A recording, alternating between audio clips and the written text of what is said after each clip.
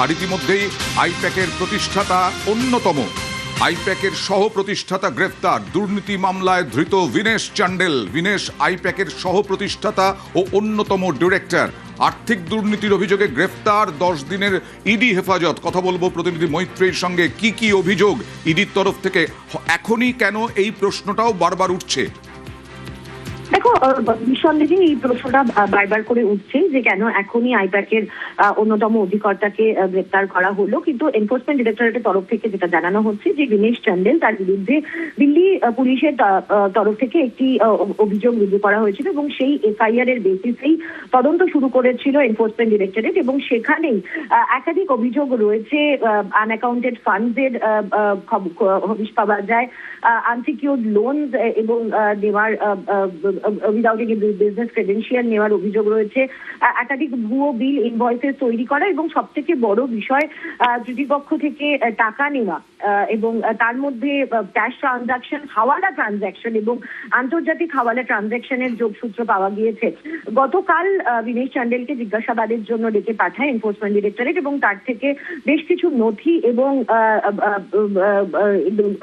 এবং গুরুত্বপূর্ণ তথ্য পেয়েই তাকে গ্রেপ্তার করার সিদ্ধান্ত নেওয়া হয়েছে। ইডি কি এর আগে ইনি কোথাকার বাসিন্দা এবং তার বাড়িতেও ইডি হানা দিয়েছিল কিনা? একেবারেই। দেখো, এর আগে এপ্রিলের গোড়াতেই 2রা এপ্রিল এই বিনেশ চান্ডেলের বাড়িতে হানা দিয়েছিল এনফোর্সমেন্ট ডিরেক্টরেট এবং সেখানে তল্লাশি চালিয়েছিল। এবং এই প্রসঙ্গে জানিয়ে রাখতে চাইবো যে আইপ্যাকের কিন্তু একাধিক এস্টাবলিশমেন্ট এই এপ্রিলের গোড়াতেই এবং একাধিক শহরে, দিল্লি, হায়দ্রাবাদ, কলকাতা, মুম্বাই এবং ব্যাঙ্গালোর সহ একাধিক জায়গায় যেখানে আইপ্যাকের এস্টাবলিশমেন্ট রয়েছে, সেখানে তাদের অফিসে গিয়ে তল্লাশি চালিয়েছিল এনফোর্সমেন্ট ডিরেক্টরেট এবং তারই সঙ্গে সঙ্গে বিনেশ চান্ডেলের বাসভবনেও তল্লাশি চালায় এনফোর্সমেন্ট ডিরেক্টরেট। তারপরেই কিন্তু সমস্ত অধিকর্তাদেরকে তলব করা হয়েছিল জিজ্ঞাসাবাদের জন্য, যার মধ্যে বিনেশ চান্ডেল অন্যতম। বিনেশ চান্ডেল গতকাল যান জিজ্ঞাসাবাদে, তিনি পার্টিসিপেট করার জন্য, জিজ্ঞাসাবাদে সহযোগিতা করার জন্য এবং তারপরে জিজ্ঞাসাবাদ, দীর্ঘক্ষণ জিজ্ঞাসাবাদের পর তাকে গ্রেপ্তার করে এনফোর্সমেন্ট। আর আইনজীবী কি বলছেন দেখি। The Enforcement Directorate can only arrest if Enforcement Directorate has material to show that accused is guilty of an offence of money laundering. In this case, the FIR is registered on 24th of March, ECIR is registered on 28th of March, and they have arrested the accused person now. They don't have any material to show that he is guilty of an offence of money laundering. Even prima facie, it is not visible at all.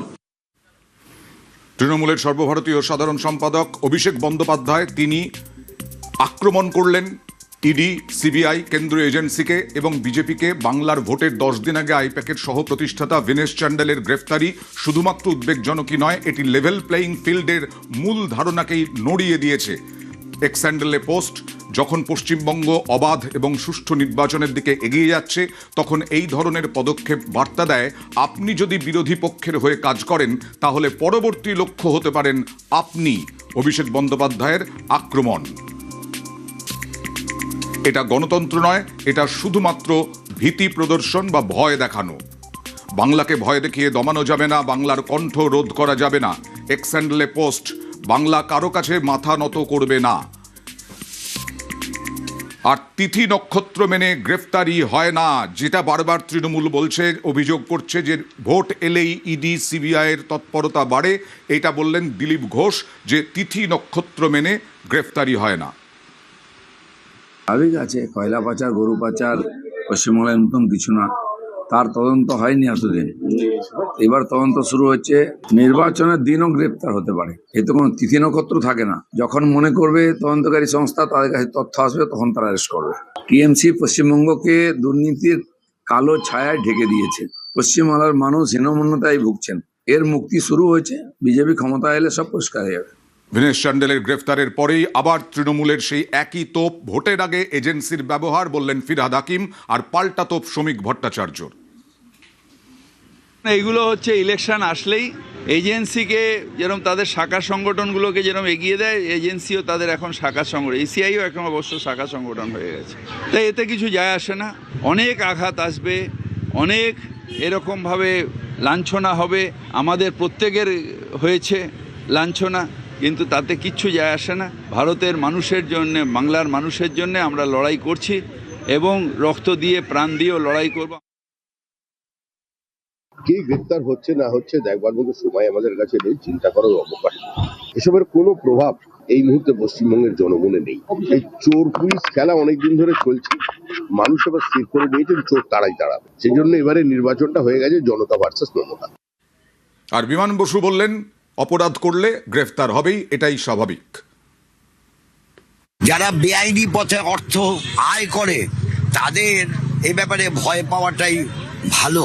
যারা অন্যায় করে, যারা ব্যভিচার করে, যারা বেআইনি পথে অর্থ আয় করে, তাদের উপরে শাস্তির খাড়া নেমে আসলে সেটা নিয়ে হইচই করার কোনো বিষয় নেই, এটাই স্বাভাবিক নিয়ম।